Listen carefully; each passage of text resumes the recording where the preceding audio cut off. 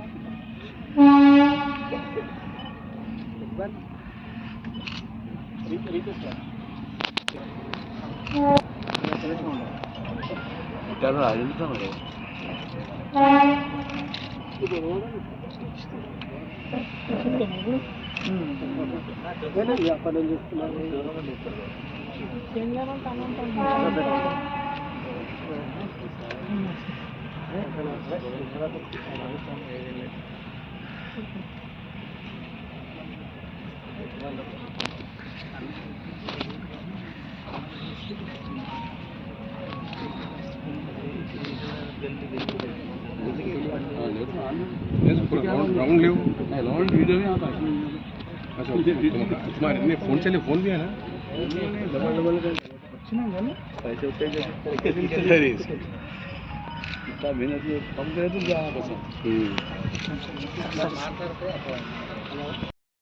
వారి 19వ వర్ధంతి సందర్భంగా వారికి ఘనమైన నివాళులు అర్పిస్తామని పివి నరసింహారావు గారు కరీంనగర్ మట్టి స్వతంత్ర పోరాటంలోనే కాకుండా నిజాంశానికి వ్యతిరేకంగా ఆనాడు చంద్రాపూర్ కేంద్రంగా పోరాటం చేసినటువంటి అప్పటి నుంచి రాష్ట్ర ముఖ్యమంత్రిగా కేంద్రంలో అనేకమైనటువంటి బాధ్యతాయుతమైనటువంటి పోర్ట్ఫోలియో నిర్వహించి దేశ ప్రధానమంత్రిగా సేవలందించిన మహనీయుడు పివి నరసింహారావు. భారతదేశం ఆర్థికంగా కుంగిపోయిన సమయంలో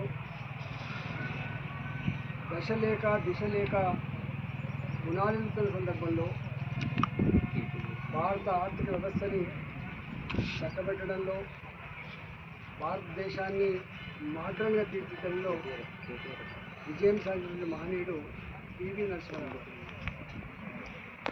పివి నరసింహారావు గారిని కాంగ్రెస్ పార్టీ మర్చిపోయిందని, సంస్కృత స్థానాన్ని కల్పించలేదని, చివరికి ఆయన డెడ్ బాడీని కూడా ఢిల్లీలో ఖననం చేయకుండా నిరూపించాలని చెప్పి విమర్శించి కేసీఆర్ టీవీ మన టీవీ, తెలుగు తేజమని, తెలుగు జాతి గర్వించదగ్గ బిడ్డ అని చెప్పి ఏదైతే చెప్పిందో, ఇవాళ వారి వర్ధంతి సభకి టీఆర్ఎస్ పార్టీ కనీసం నివాళులు అర్పించకపోవడం అంటే ఎంత గౌరవం ఉందో పివి పట్ల దీన్ని బట్టి మనకు అర్థం కాదు.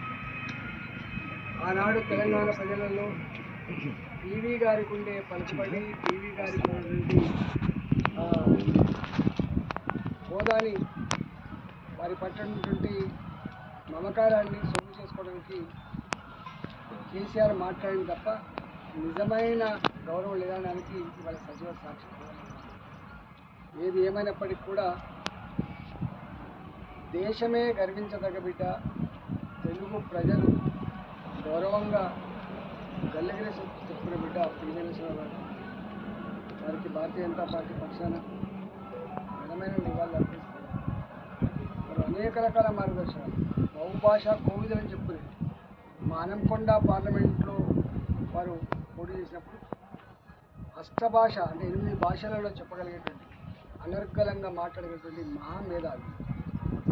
ఈ దేశంలో అనేక మంది రాజకీయవేత్తలకి ఒక దిశని అందించిన మహనీయుడు పివి నరసింహారావు. వారి ఆశయాన్ని మరొకసారి స్మరించుకుని రాబోయే తరాలకు చిరకాల నివాళిగా భావిస్తూ వారిని స్మరించుకుంటూ వారికి నివాళులర్పిస్తాం.